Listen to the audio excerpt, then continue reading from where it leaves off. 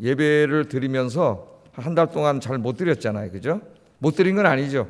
여러분 가정에서 이렇게 드렸죠. 우리 공동체가 모여서 함께 예배를 드려야 되는데 이 전염병 때문에 각자 가정에서 이렇게 드렸어요. 예배를 드렸어요. 그리고 이제 오랜만에 만나니까 성도님들이 너무 좋아하시고 반가워하시고 예배에 대한 감사가 넘치는 것 같아요. 그래서 지난주에 와서 감사 헌금을 많이 드렸더라고요. 보니까 성도님들이 감사 헌금을 많이 드렸는데 그 감사 내용이 다시 모여서 예배 드리게 하셔서 감사합니다는 내용이 너무 많았어요. 그 제가 은혜를 받았어요. 제가 우리 성도님들이 이렇게 예배를 사모하는구나 그런 걸 알게 됐습니다. 이거 얼마나 감사한 일입니까? 우리 아이언교회는 참 복받은 교회다. 할렐루야. 오늘도 이 성전에 임재하신 하나님께서 이 전염병 가운데도 수요예배에 참여하신 여러분에게 놀라운 은혜로 채워주실 줄로 믿습니다.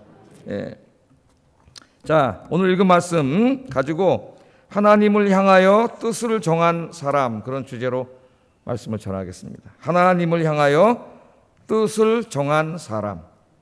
우리가 사는 이 세상이 점점 더 악해지고, 그죠?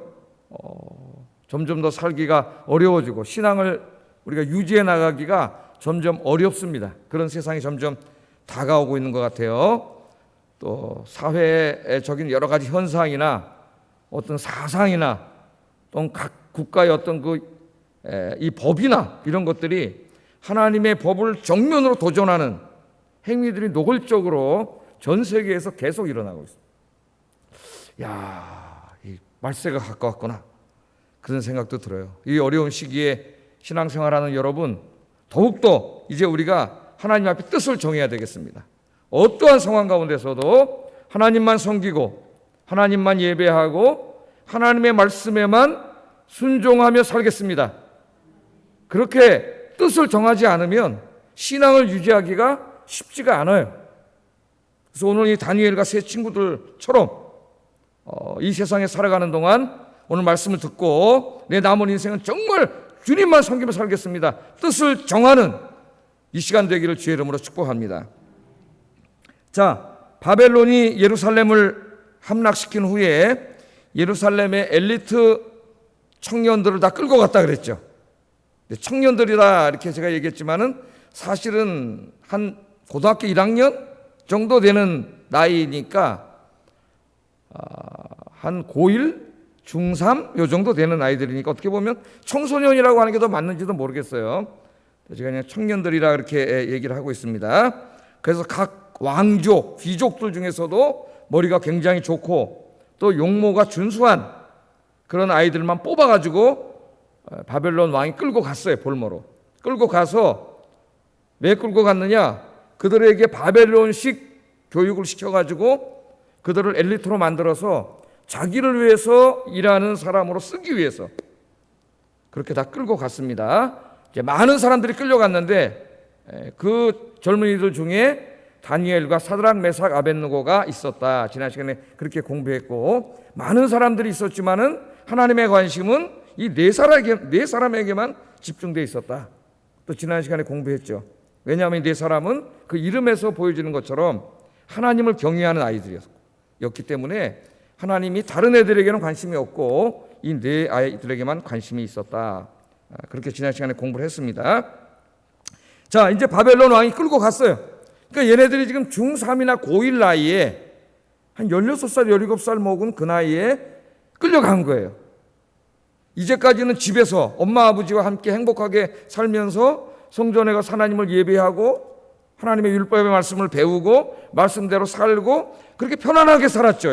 얘네들이 편안하게 신앙생활을 했는데 어느 날 갑자기 바벨론 군대가 쳐들어와가지고 나라가 다 완전히 망하진 않았지만은 다 망할 지경이 되고 자기들이 이제 강제로 끌려간 거예요. 사랑하는 엄마 아버지로부터 강제로 헤어졌죠. 사랑하는 자기 조국으로부터도 끌려 떠나야 됐고 성전도 이제는 갈 수 없습니다. 성전 예배도 드릴 수 없어요. 그렇게 이제 끌려갔습니다. 이 아이들이. 그래서 이제는 정말 이방 땅, 낯선 땅, 이교 신전들이 그냥 한 골목 걸러서 하나씩 있는 그런 영적으로 아주 어두운 곳, 음란한 곳, 이제까지 살던 거룩한 땅과는 전혀 다른 곳, 그곳으로 끌려가서 거기서 살아야 했어요.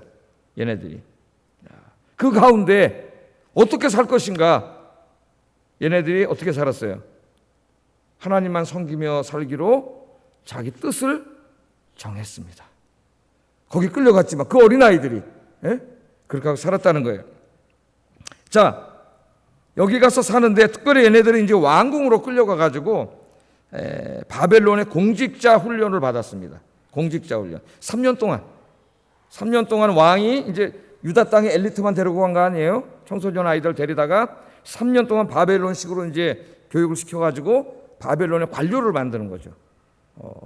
인재가 있어야 되잖아요, 나라에. 각 나라에서 똑똑한 애들만 다 뽑아다가 바벨론식으로 공부를 시켜가지고 바벨론 신민을 만들어서 바벨론을 위해서 일하게 한다. 그러니까 머리가 굉장히 좋은 친구예요. 이 느부갓네살이. 한동안 미국이 그랬죠. 미국이 굉장히 세계에서 유수한 대학이 많고, 그래서 각국에서 젊은이들이 다 미국에 와서 유학을 하고 공부를 해. 공부를 마치고 자기 분야의 전문가가 된다면은 자기 나라로 돌아가는 아이들도 있었지만 대부분은 돌아가지 않고 미국 시민권을 따서 미국에 눌러 앉아서 살아요. 미국 사람이 됐어요. 그래서 미국을 위해서 일하는 거죠. 미국을 위해서. 그래서 미국이 발전했죠. 세계 영재들을 다 끌어다가 썼으니까. 그러니까 너무 폐쇄적이면은 나라도 망하고 교회도 망하고 다 망해요. 좀 이렇게 가슴을 열고, 좀 문을 열고, 좀 개방적이래야 돼. 우리 그리스도인들이 너무 폐쇄적이면 안 돼요. 자, 그래서 이제 이 3년 동안 이 바벨론의 공직 훈련을 받는데, 바벨론의 공직 훈련 중에는 이 다니엘과 세 친구들에게는 신앙의 양심과 충돌하는 일들이 굉장히 많이 있습니다. 여호와 하나님만을 섬기며 살았던 그들의 신앙적인 양심과 충돌하는 일들이 굉장히 많았어요. 갑자기 코로나 바이러스 때문에 예배를 드리지 못하게 되고, 그럴 때 우리 마음이 괴롭죠. 왜 괴로웠어요? 예배를 하나님 드리라 했기 때문에 예배를 드리지 못할 때 나의 그 신앙의 양심이 막 안에서 괴로워하는 거죠. 우리 그런 거 많이 겪어봤잖아요. 그런 게 없다면 문제가 있는 그리스도인이에요. 자, 신앙의 양심과 충돌하는 것들이 많이 있었습니다. 자, 어떻게 할 것인가? 만일 이 다니엘과 세 친구들이 신앙의 양심과 충돌하는 것들이 있으므로 우리는 바벨론의 공직자 훈련을 전적으로 받을 수 없습니다. 못 받겠습니다.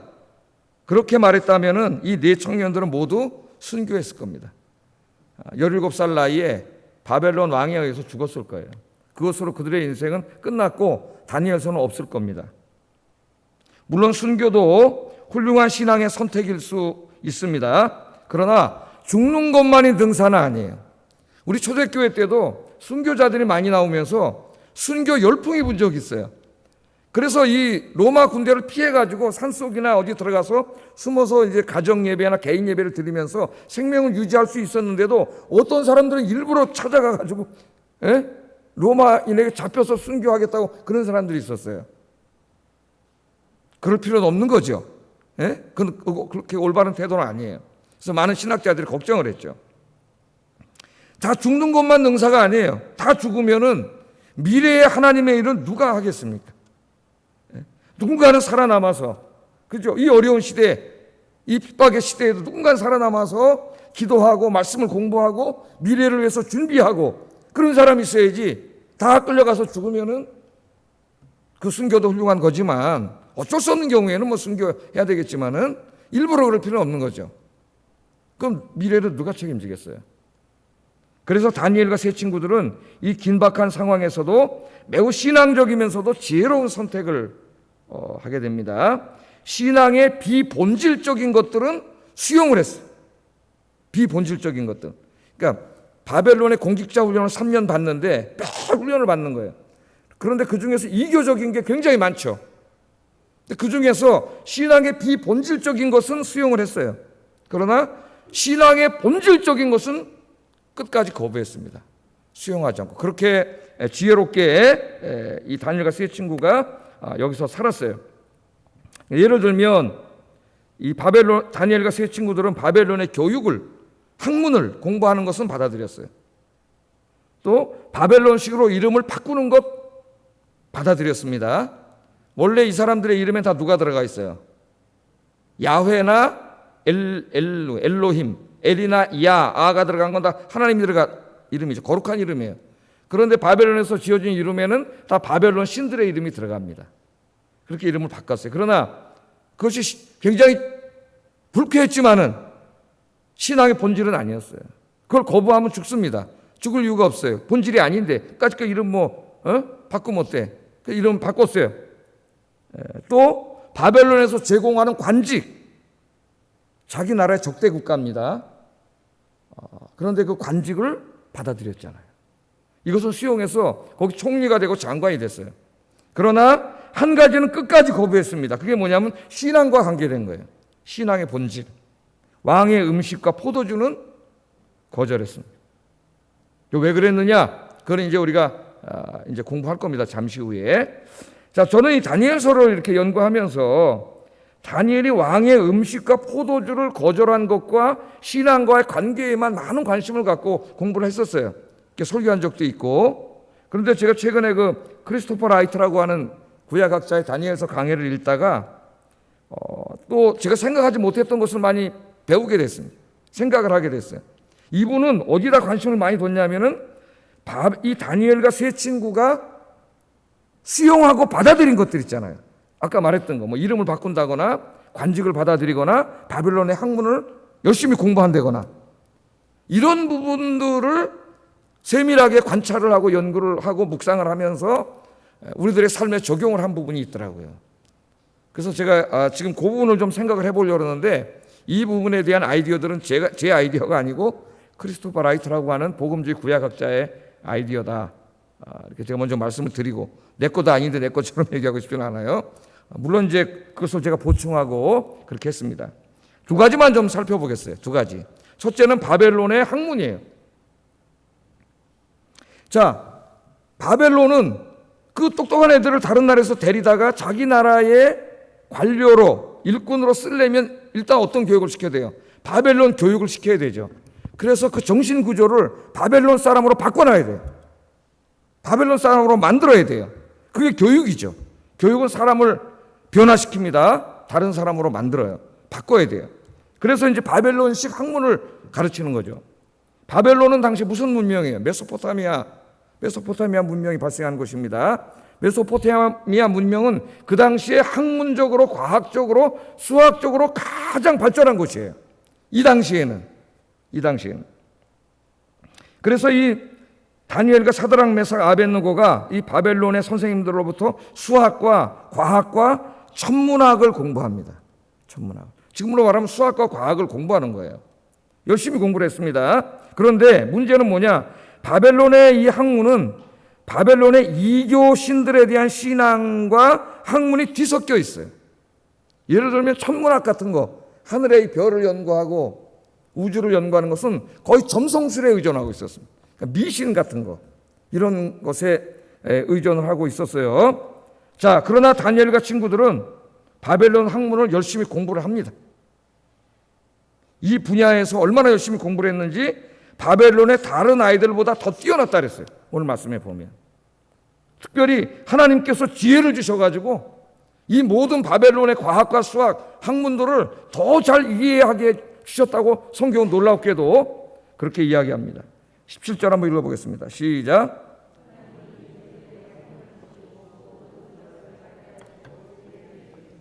아멘.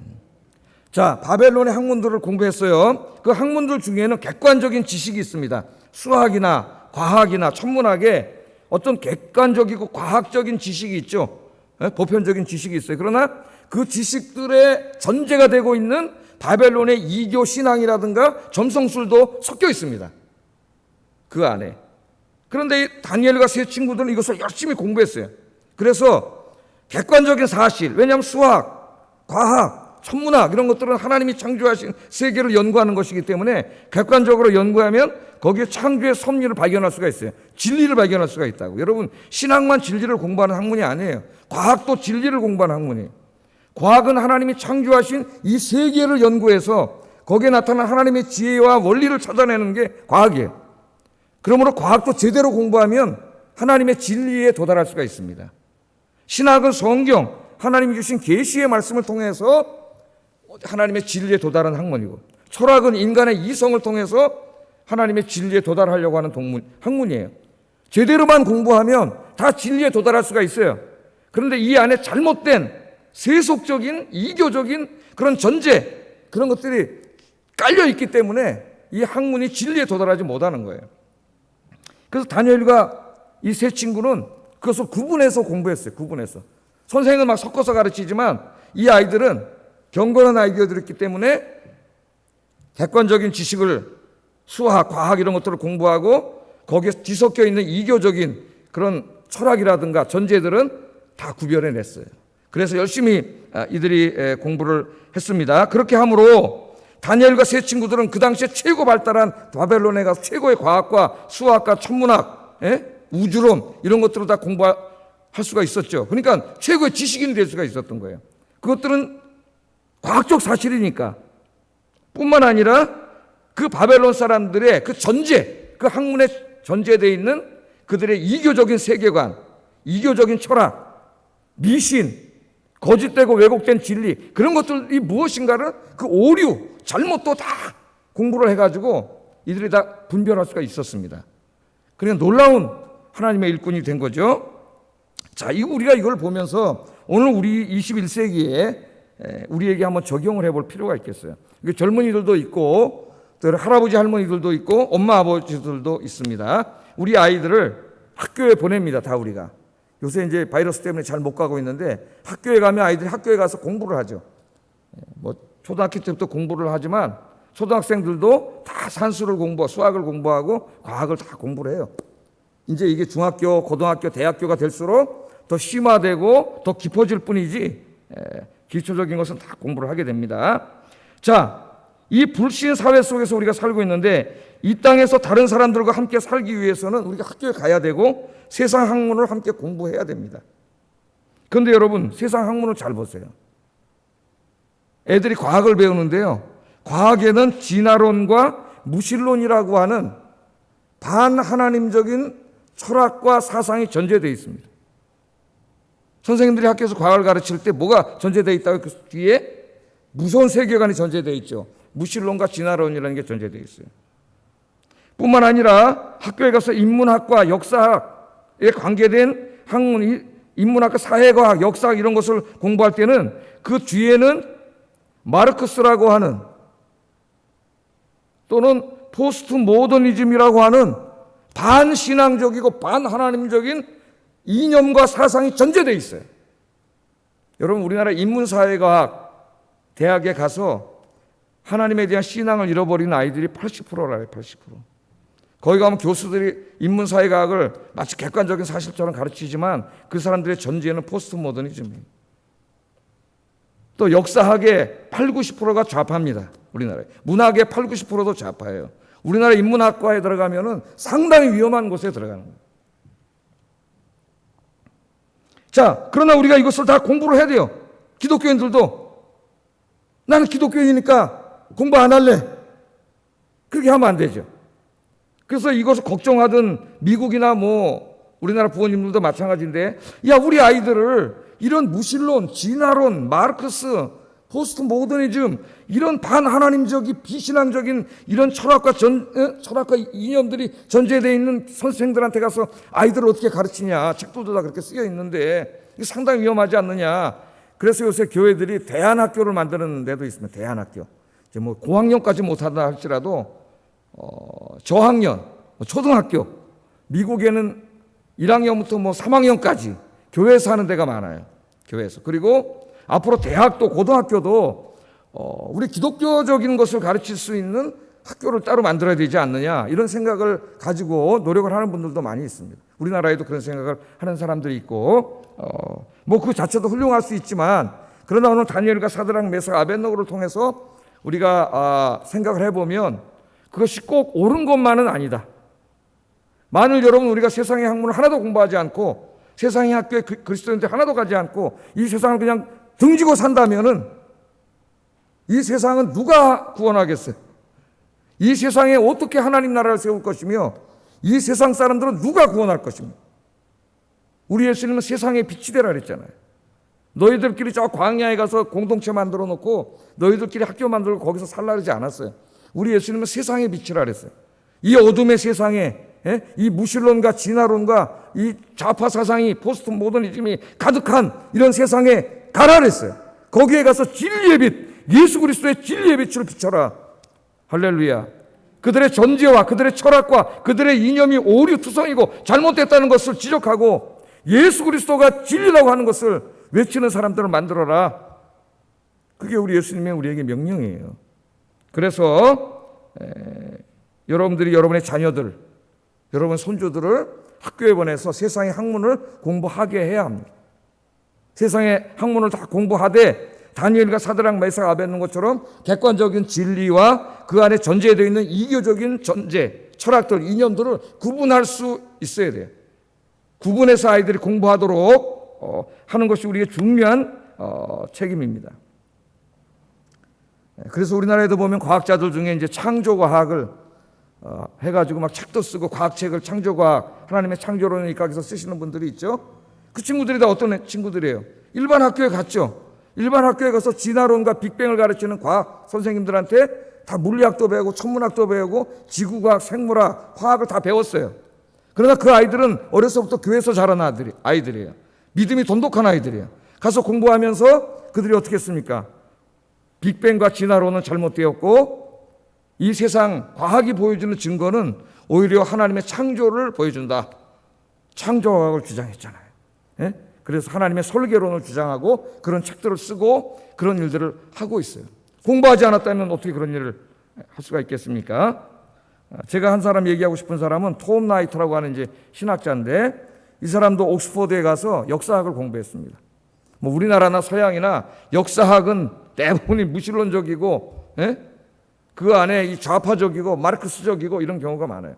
그러나 이 톰 나이트는 옥스퍼드에 가서 역사학을 다 공부를 하죠.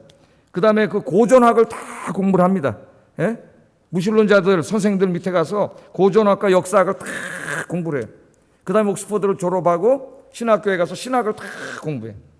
그래서 자기가 알고 있는 그 역사적인 지식과 고전학에 대한 모든 지식으로 신학을 연구해요.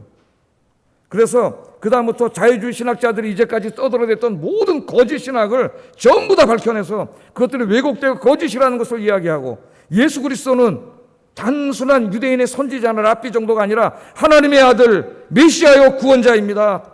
할렐루야. 이런 책들을 지금 쓰고 있고 예수님은 죽은 지 3일 만에 부활하신 진짜 부활하신 하나님의 아들입니다. 1000페이지가 넘는 부활이라는 책을 쓰고 이런 일들을 하잖아요. 세상에 대하여. 그래서 여러분 이 톰 나이트 같은 신학자가 우리나라에는 없다. 이게 안타깝죠. 우리 자녀들을 위해서 우리가 그런 기도를 해야 돼요. 기도를 해야 돼요. 세상에 나가서 세상 공부도 많이 하고 그렇게 하면서 그것들을 통하여 이 세상 사람들이 외치고 있는 이 무신론, 진화론, 포스트 모더니즘 이런 게 얼마나 잘못된 거짓인가. 그것들을 그들이 사용하는 똑같은 도구를 이용해가지고 밝혀내고 이 세상은 진화에 의해서 생긴 게 아니라 하나님이 창조하셨음을 밝혀내고 예수 그리스도만이 참 진리요 구원자임을 밝혀내고 세상의 외침으로 이 세상을 구원할 수 있는 그런 다니엘과 사드락 메삭 아벳느고를 키워내야 됩니다. 우리나라는 이 부분에 너무나 취약해요. 그래서 우리 주일학교가 그런 아이들을 키워내고 여러분 자녀들 중에 손주들 중에 이런 아이들을 키워내고 이 세상에 하나님의 진리를 선포하는 그런 아이들을 키워내는 여러분들 되시기를 주의 이름으로 축복합니다. 자, 그러나 이제 이 일들을 하기 위해서는 전제되어야 하는 중요한 것이 있어요. 그것은 우리 아이들을 어려서부터 신앙과 성경 말씀으로 잘 교육시켜야 한다는 거예요.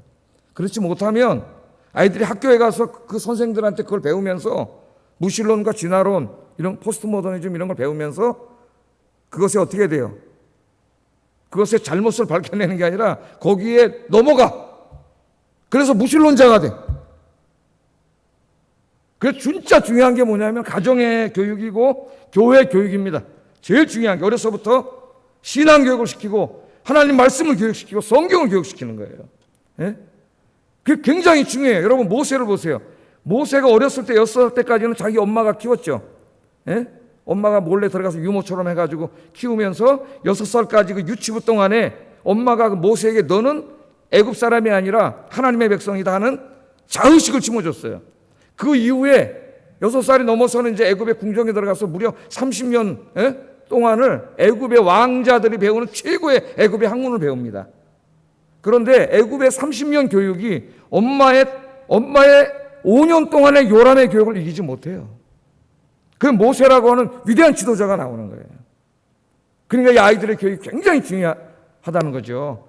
그래서 우리 선생님들도 계시고 그런데 자녀들을 위해서 기도하시고 이런 다니엘과 사드락 메삭 아벳느고가 많이 나오도록 기도하시기를, 가정에서부터 잘 키우기를 주의 이름으로 축복합니다. 네. 자, 두 번째는 바벨론의 관직을 받아들였다는 거예요. 관직을. 자, 이거는 상당히 문제가 될 수 있습니다. 바벨론은 어떤 나라예요? 자기 조국을 침략한 나라입니다. 우리나라로 말하면 일본이에요. 일본. 그런데 다니엘과 사드락 메삭 아벳느고는 바벨론식 공직 교육을 받았어요. 학문을 배우면서 그 다음에 왕이 하사하는 바벨론의 관직도 받았습니다. 거절하지 않았어요. 받아들였어요. 나중에 바벨론의 총리까지 됩니다. 다니엘은. 사드락 메삭 아벳느고는 장관까지 됩니다. 자, 그럼 이 상황을 한번 여러분 우리나라 상황에 비추어서 한번 보세요. 예?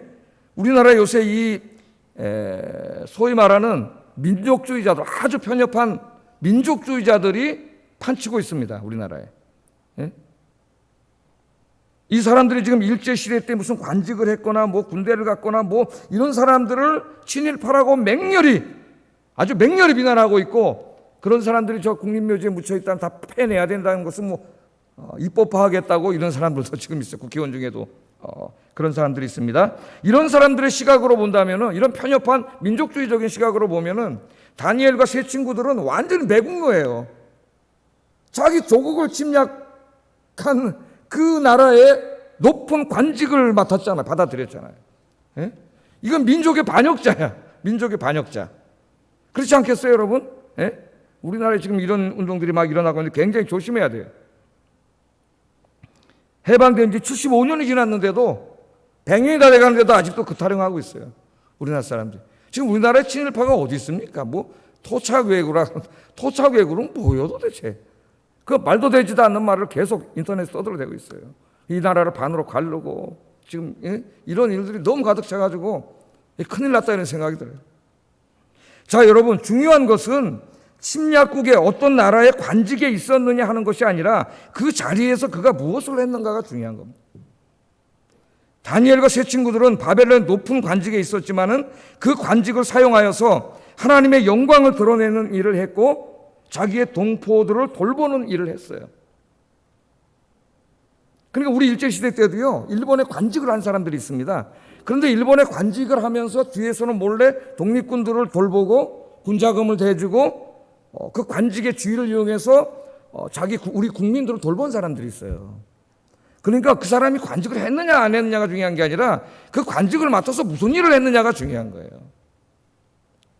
예를 들면은 성경에 오바댜라고 하는 경건한 사람이 나오죠. 선지자 오바댜 말고 오바댜라고 하는 경건한 사람이 나옵니다. 그런데 이 사람이 어디서 관직을 했어요? 이스라엘 역사에서 제일 사악한 왕인 아합 왕 밑에서 관직을 했어요. 아합과 이세벨이 어떤 사람이에요? 바알과 아세라를 끌어들여 와가지고 온 이스라엘 민족으로 하여금 바알과 아세라를 섬기게 했습니다.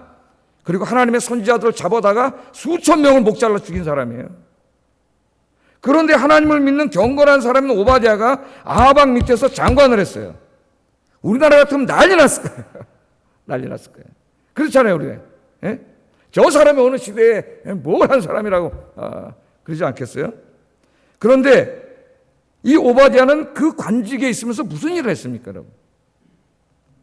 아합과 이세벨이 하나님의 선지자들을 잡아 죽이려고 할 때 높은 관직에 있으니까 그 정보를 누구보다 빨리 알죠. 그 정보를 빨리 캐치해가지고 하나님의 선지자들이 있는 곳에 가서 그 선지자들 50명씩 두 번에 걸쳐서 100명을 빼돌려가지고 숨겨줬어요. 산속에 숨겨주고 그들을 먹여 살렸습니다. 그래서 100명의 선지자를 살렸어요. 그러니까 오바댜는 아방 밑에서 관직을 했지만 그는 무슨 일을 했어요? 그 관직을 통해 악에 동참한 게 아니에요. 겉으로는 그 관직을 가졌지만 뒤로는 어떤 일을 했어요? 하나님의 일을 했다고. 하나님의 사람들을 보호하는 일을 한 거예요.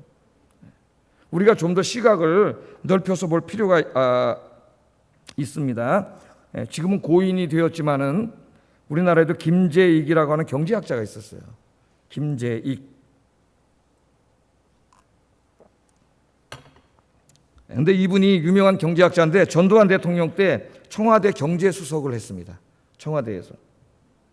안타깝게도 그때 이제 그 버마에 아웅산에 가가지고 북한 이 아웅산 폭발을 할 때 그때 죽었어요. 이 분이 참 안타깝습니다. 자, 이 김재익이라고 하는 사람이 청와대 경제수석을 맡으니까 친구들과 지인들이 맹비난을 하기 시작했어요.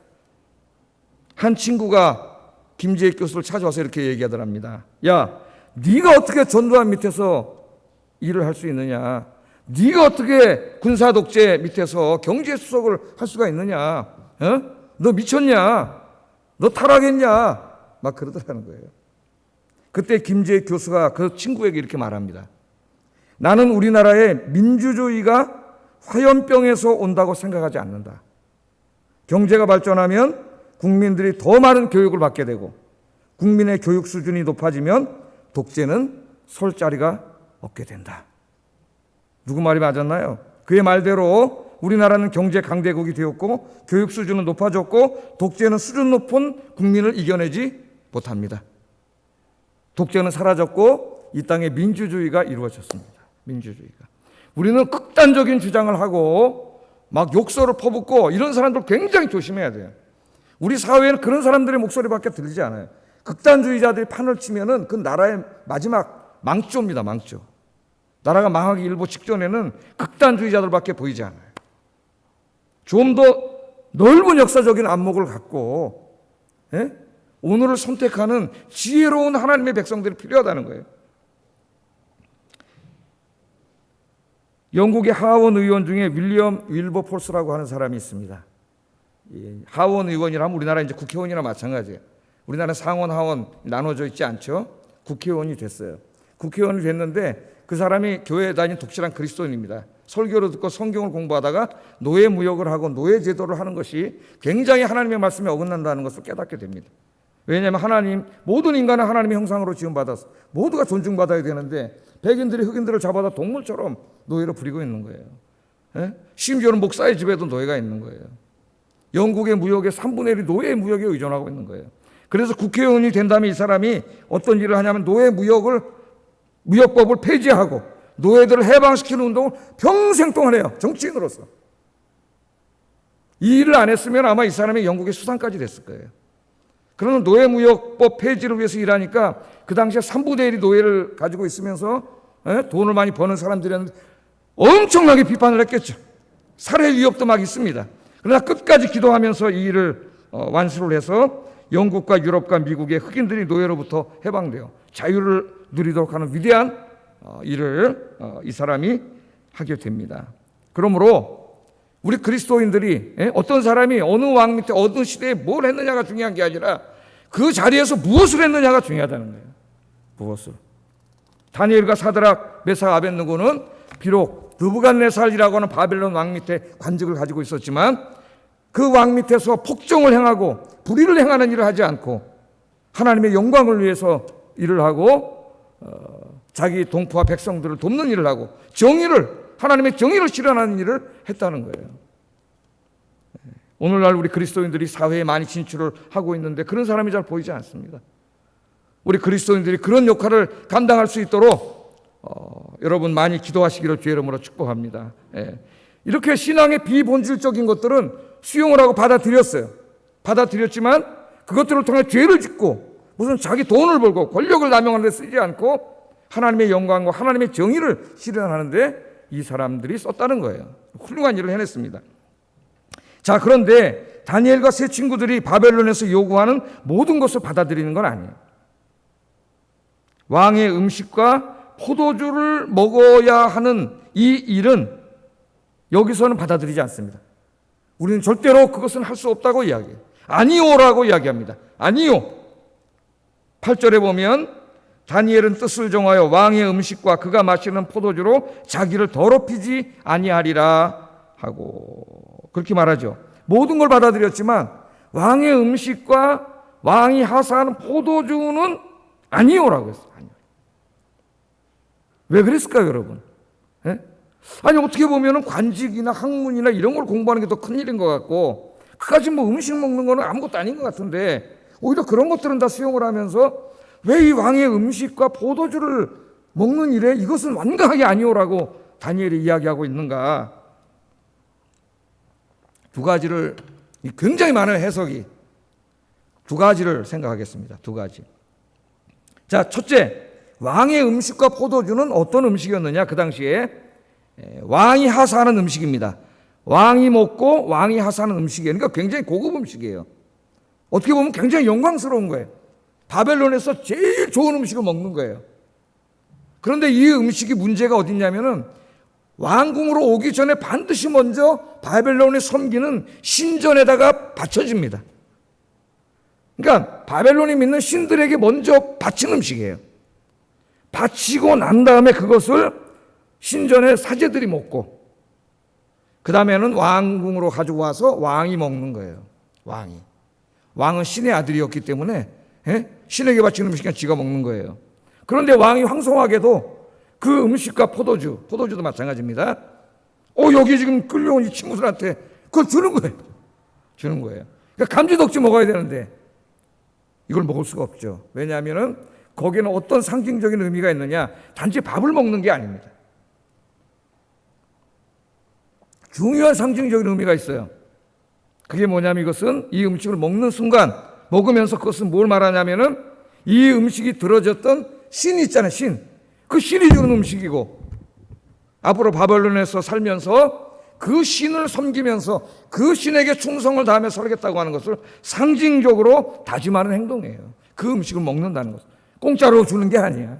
신이 주는 음식을 먹으니까 이제는 여호와 하나님은 내팽개쳐놔야 되고요. 바벨론의 신을 섬기면서 살아야 돼요. 그것을 다짐하는 상징적인 행동이 됩니다. 이 음식이. 그러니까 이것은 하나님만 섬기며 하나님만 예배하며 살겠다고 다짐했던 이들에게는 하나님과 약속을 저버리는 것이고 자기의 신앙을 더럽히는 우상숭배가 되는 거예요. 우상숭배하면 안 되잖아요. 그러니까 여기에 대해서는 노라고 이야기해요. 또 한 가지 의미가 있습니다. 또 한 가지는 이 음식은 왕이 주는 거잖아요. 신이 주는 것과 동시에 왕이 주는 음식이에요. 그것도 제일 좋은 음식이에요. 그러니까 이 음식을 먹는 사람은 왕이 주는 음식을 먹으면서 또 하나 상징적인 행동을 하는 거예요. 그건 누구에게 충성을 하는 거예요? 왕에게, 이 음식을 준 바벨론 왕에게 절대적인 충성과 헌신을 바치겠다고 하는 것을 다짐하는 행위가 되는 겁니다. 그 음식을 먹는 게. 그러나 다니엘과 사드락 메삭 아벳느고는 바벨론의 관료로서 왕의 명령을 수행할 수는 있겠지만은 그러나 그 바벨론 왕에게 하나님께 드려야 될 배타적인 충성과 헌신을 드릴 수는 없어요. 그래서 이 다니엘은 하나님 잘 들으셔야 됩니다. 오늘 우리 젊은이들 굉장히 중요해요. 우리 그리스도인들에게. 하나님 아래서 왕과 국가를 섬길 것이에요. 하나님 아래서. 왕과 국가를 마치 하나님인 것처럼 섬기지는 않을 것입니다. 만일 왕과 국가가 하나님께 드려야 할 절대적인 충성을 자기에게 바치라고 요구한다면 다니엘은 그에 대하여 분명하게 아니오라고 말할 것입니다.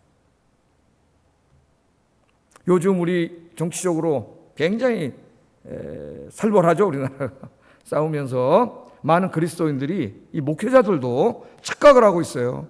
하나님께 드려야 될 절대적인 충성과 헌신을 자기가 지지하는 정치 지도자에게, 정치적인 정당에게 바치고 있어요.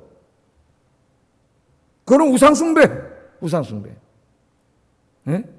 물론 우리 그리스도인들도 자기가 지지하는 정당이 있을 수 있고 정치인들이 있을 수 있습니다만 우리의 배타적이고 절대적인 충성과 헌신은 그들에게 드리는 게 아니에요. 하나님께 드리는 거예요. 하나님께. 그런데 오늘 한국교회 많은 사람들이 하나님보다 정치가 더 중요해. 정치가 신앙을 넘었어요. 타락한 자들이에요. 그런 자들은 목사도 아니고 신학자도 아니고 성도도 아니에요. 여러분 여러분이 잘 알고 있는 독일의 보네포 목사님이 계시죠? 자기 독일을 너무나 사랑하는 사람이었습니다. 그러나 어느 날 자기 조국 독일이 하나님의 명령을 거역하고 이웃 나라들을 침략하는 2차 세계 대전을 일으킵니다. 그리고 수많은 유대인들을 무려 60만이 넘는 수많은 유대인들을 잡아다가 600만인가요? 제 수치도 생각해요. 아우슈비츠 감옥에서 죽이는 일을 하게 돼요. 이 보네포 목사님은 자기 조국을 사랑했지만은 자기 조국이 히틀러가 하나님의 뜻을 정면으로 어기는 일을 할 때에 더 이상 그들에게 순종하지 않습니다. 그리고 그때부터 히틀러 정권과 자기 조국의 멸망을 위해서 에레미야처럼 눈물로 기도하다가 순교했어요. 나중에 나치당에게 잡혀서 순교를 하게 됩니다. 우리는 조국을 사랑해야 돼요. 그러나 조국보다 하나님을 더 사랑하면 안 됩니다. 그러면은 쇼비니즘에 빠지게 돼요. 잘못된 애국주의. 하나님보다 국가가 더 위인 사람이 있어요. 교회 다니는 사람들 중에서도 잘 돌아봐야 됩니다. 하나님보다 대통령이 더 위인 사람이 있어요. 잘 생각해 봐야 돼요. 우리는 하나님만 섬겨요. 우리의 배타적이고 절대적인 충성과 헌신은 인간에게 드리지 않습니다. 우리는 누구에게 드려요? 하나님께 드려요. 하나님께만 충성과 헌신을 다 드릴 수 있는 여러분 되기를 주의 이름으로 축복합니다. 여러분 꼭 이런 정치적인 일만이 아니라 우리가 이제 내일 또 세상에 나가서 우리가 함께 믿지 않는 사람들과 함께 살아야 되죠. 사도 바울이 그랬잖아요. 우리가 교회 다니는 사람들이라고 해서 믿지 않는 사람들과 전혀 사귀거나 교제하거나 그러지 않는다면은 우리는 이 지구를 떠나야 된다. 그렇게 말을 했죠. 그러니까 우리는 같이 사귀고 생활을 할 수밖에 없습니다. 자, 믿지 않는 사람들과 등산을 갈 수도 있고 여행을 갈 수도 있어요. 그러나 그 믿지 않는 친구들이 주일날 예배를 드리지 말고 등산이나 여행을 함께 가고자 우리에게 요구한다면 우리는 그때 아니오라고 말해야 됩니다. 아무리 친한 친구라도, 그게 누구라도 아니오라고 이야기해야 돼요. 우리는 세상 친구들과 함께 영화를 보거나 연극을 관람할 수 있지만 연극과 영화를 관람한 후에 세상 친구들이 함께 술집에 가거나 클럽에 가서 놀자고 하면은 우리는 그 친구들에게 단호하게 안 돼! 나는 그리스도인이라서 거기는 갈 수 없어 라고 이야기할 수 있어야 돼요. 우리는 이 세상 사람으로서 함께 공유해야 될 것이 있고 절대 공유하면 안 될 것이 있습니다. 우리가 지켜야 될 게 있어요. 그건 바로 우리의 신앙의 가치예요. 그 어느 것과도 양보해서는 안 됩니다. 여러분, 오늘 다니엘은 끝까지 그것을 지켰습니다. 여러분들도 지키시기를 주의 이름으로 축복합니다. 자, 이제 또 말씀을 한번 시간이 많이 가는데 빨리 한번 보겠어요. 자, 이거 어떻게 할 거냐 이거예요. 다른 것들은 수용해서 학문도 공부하면서 나름대로 지혜롭게 했고 관직도 받아들이면서 지혜롭게 하면 되는데, 그러나 신앙의 문제는 타협할 수 있는 문제가 아니잖아요. 신앙은 타협이 없어요, 여러분. 신앙의 타협은 곧 타락이에요, 타락. 어떻게 하지? 먹을 수가 없잖아요. 이방신을 섬기고 왕에게 배타적인 충성을 바칠 수는 없지 않습니까? 그 충성과 헌신을 하나님께만 드려야만 하는데, 그래서 어떻게 했느냐? 8절 한번 다시 읽어보겠어요. 시작.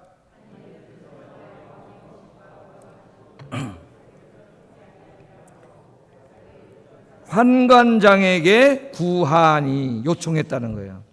내가 그 왕의 음식과 포도주로 우리를 더럽히지 않도록, 그걸 먹지 않도록 도와주세요, 허락해 주세요라고 구한이라는 말 요청했다는 말이에요. 환관장은 이들의 교육을 총책임지고 있는 내십니다.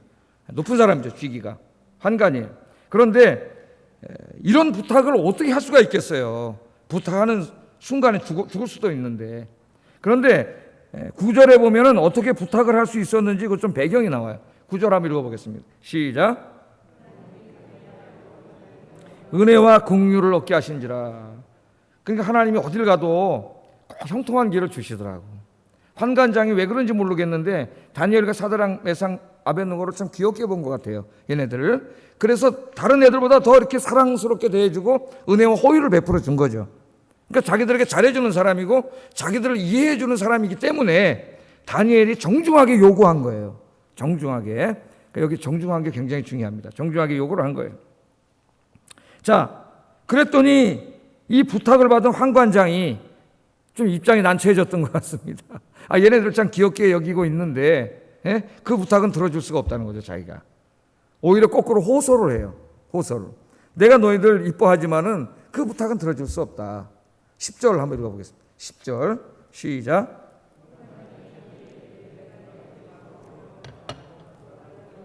너희 마실 것을 지정하셨거늘 너희의 얼굴이 초췌하여 같은 또래의 소년들만 못한 것을 그가 보게 할 것이 무엇이냐. 그렇게 되면 너희 때문에 내 머리가 왕 앞에 위태롭게 되리라 하니라. 야, 니네가 고기하고 거기 왕이 내리는 음식이 고기, 기름진 고기, 맛있는 고기 막 소고기 막 이런 돼지고기 막 이런 고기, 맛있는 고기들, 포도주, 좋은 포도주 이걸 먹어야 왜 먹이겠어요? 왕이 쓰는 애들이 더 건강하고 신체도 더 커지고 얼굴도 윤기가 잘 흐르고 막 그렇게 만들려고 그러는 거 아니에요. 근데 그걸 안 먹고 니네 식물만 먹으면은 니네들이 분명히 다른 애들과 비교해서 등치도 그렇고 몸도 그렇고 얼굴도 초췌해질 텐데 그렇게 되면 내가 죽는다. 내 목이 위태롭게 된다는 거예요.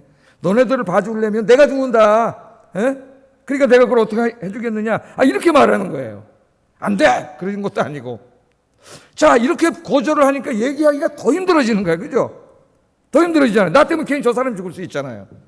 근데 다니엘이 포기하지 않습니다. 왜? 이 신앙은 양보할 수 없는 것이기 때문에. 이걸 알아야 돼요, 여러분.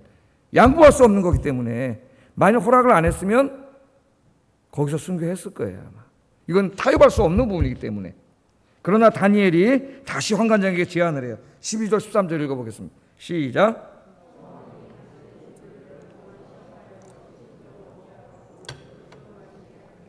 당신 앞에서 우리의 얼굴과 왕의 음식을 먹는 소년들의 얼굴을 비교하여 보아서 당신이 보는 대로 종들에게 행하소서 하며 그가 그들의 말을 따라 열흘 동안 시험하니라. 그러니까 다니엘이 그렇게 또 이분이 단호하게 그냥 자를 수도 있는데 이렇게 사정을 하면서 야 이놈들아 니네 그렇게 해주면 내가 죽어.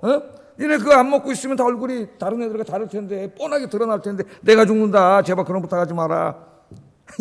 이렇게 호소를 오히려 거꾸로 하니까 다니엘이 이거 더 부탁할 수도 없고 그러니까 이제 한 가지 제안을 하는 거예요. 그게 뭐냐면은 좋습니다, 황관장님. 그러면 시험을 한번 해보세요. 열흘 동안만 우리가 채식을 먹게 해주세요. 왕의 저 고기하고 포도주 안 먹고 채식을 먹게 해주세요. 그리고 열흘 후에 과연 우리의 얼굴과 우리의 때깔과 저 고기 먹고 있는 친구들 얼굴을 비교해 보세요. 그래서 만약 우리 얼굴이 조금이라도 더 기름기가 덜하고 초췌해졌다면은 우리가 받아들이겠습니다. 그렇게 얘기를 하는 거예요. 자, 어떻게 이런 제안을 할 수 있을까? 참 대단한 믿음입니다. 대단한 믿음. 열흘 동안 쟤네들은 고기 먹고 좋은 음식 먹고 관리받고 이러고 나는 열흘 동안 그냥 푸성기나 먹고 이렇게 있으면 열흘 후에 분명히 얼굴은 차이가 날 거예요. 모든 면에서 차이가 날 거예요. 그런데 다니엘은 시험해 보라는 거예요. 열흘 동안만 한번 우리가 채식을 먹게 해달라는 거예요. 그 다음에 우리 얼굴이 쟤들보다 못하면 그때는 우리가 왕의 음식을 먹겠다는 거예요. 그러니까 다니엘은 그러면 진짜 먹겠다는 얘기가 아니에요. 믿음이 확고한 거예요. 확고한 거예요. 누구를 믿는 거예요 지금? 하나님을 믿는 거예요. 하나님은 사실은 이 코로나 바이러스 창궐한 이때에 우리 교회가 세상에 이렇게 말을 했어야 합니다. 사실은. 세상 사람들이 교회를 향해 걱정을 하잖아요. 당신들 때문에 우리가 전염병 옮잖아. 그러니까 좀 예배 드리지 마세요. 그럴 때 한번 한 달만 시험해 보세요.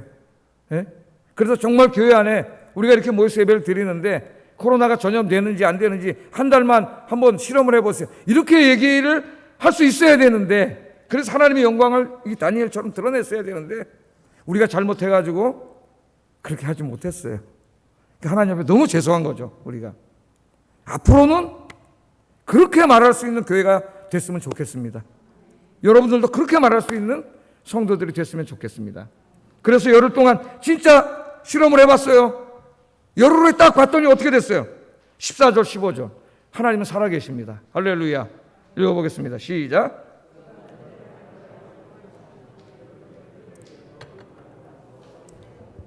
왕의 음식을 먹는 다른 소년들보다 더 좋아 보이니라. 그들의 얼굴이 더욱 아름답고 더욱 살이 윤택해. 고기 먹고 막 좋은 음식 먹고 관리받은 저 애들보다 이 푸성기밥 먹고 있는 애들이 비교할 정도가 안 돼. 더 윤택하고 살이 부드럽고 기름기가 잘잘 흐르고 더 건강해 보이는 거예요. 누가 그렇게 하셨어요? 하나님이 그렇게 하셨습니다. 할렐루야. 하나님의 말씀대로 살면 안 될 것 같고 초췌해질 것 같고 삶이 오그러들 것 같지만 절대 그렇지 않아요. 우리가 하나님을 믿고 하나님을 신뢰하고 말씀대로 순종하면은 하나님이 역사하십니다. 일주일 동안 열흘 동안 푸성기만 먹었지만은 하나님께서 성령을 통하여 하늘의 영의 양식, 영의 영양가로 막 공급해 주셨기 때문에 그까지 소고기 먹는 것보다 훨씬 더 영양가가 있게 된 거예요. 할렐루야. 여러분 얼굴에 윤기가 흐르고 빛이 번쩍번쩍 나고 그렇게 되고 싶습니까? 찬송 부르고 말씀 읽고 예배 드리시기 바랍니다. 그럼 성령 충만해가지고 얼굴이 얼굴이 환해져요. 피부과 안 가도 돼요. 얼굴이 환해져요. 하나님 그렇게 만들어주세요. 하나님의 은혜가 그렇게 만들어주세요. 여러분의 인생도 마찬가지예요. 세상적으로 자꾸 생각하지 말고 인간적으로 생각하지 말고 오늘 다니엘과 사드락 메삭 아벳느고처럼 우리가 하나님의 말씀대로 살고 하나님의 뜻대로 살고 하나님 앞에 우리의 신앙의 가치를 목숨을 걸고 지킨다면은 나머지는 하나님이 지켜주실 것입니다. 할렐루야. 그런 믿음이 필요하다는 거예요.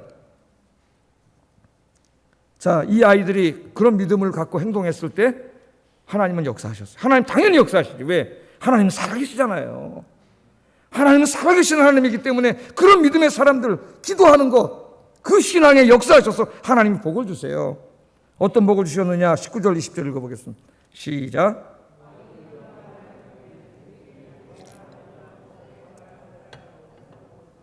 그들을 왕 앞에 서게 하고 왕이 그들에게 묻는 중에 그 지혜와 총명이 온 나라 박수와 술객보다 10배나 나은 줄을 아니라. 아멘. 하나님이 복을 주셔가지고 다니엘과 하나냐와 미사엘과 아사랴 같은 자가 하나님 앞에는 없었어요. 하나님 보실 때 너무 사랑스럽고 그래서 그들을 왕 앞에 서게 하고, 그 말은 뭐예요? 왕이 그날부터 인정을 받게 했다는 거예요. 그래서 한 사람은 총리가 되고, 그것도 총리 3명 중에 최고 높은 총리가 되잖아요.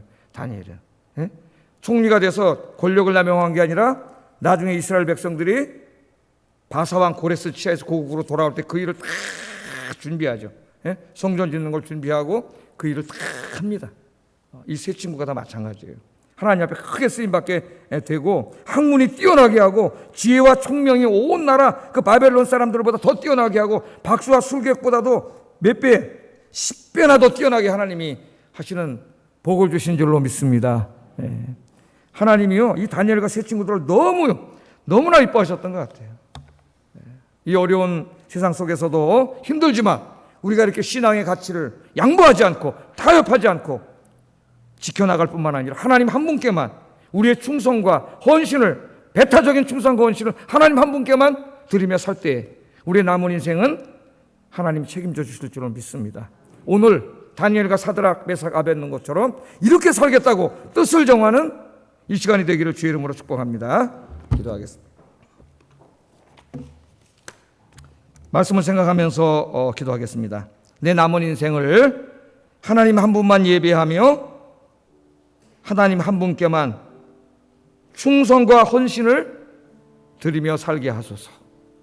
첫 번째 기도 제목이에요. 두 번째 기도 제목은 성경의 진리 위에 굳건히 서서 세상의 학문을 공부하여 그 잘못과 오류를 비판하고 바로잡아 이 세상을 하나님께로 인도하는 삶을 살게 하소서. 기도하겠습니다. 사랑과 은혜가 충만하신 아버지 하나님,